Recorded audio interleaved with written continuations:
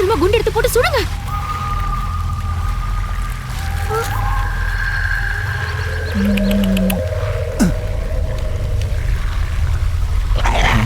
Biscuit பிடிக்காதோ? முண்டோ முண்டோ, ஏய், இது வீட்டு நாய்க்கு பண்றதுடா. இது காட்டு நாய். யானையவே அடிச்சு கொன்றும். சீக்கிரம் துப்பாக்கியை வச்சு சுடு. ஐயோ, இது என்ன சுட மாட்டேங்குது? கோட்டா இல்லையா? அங்க பாரு, கிட்ட வந்துருச்சு.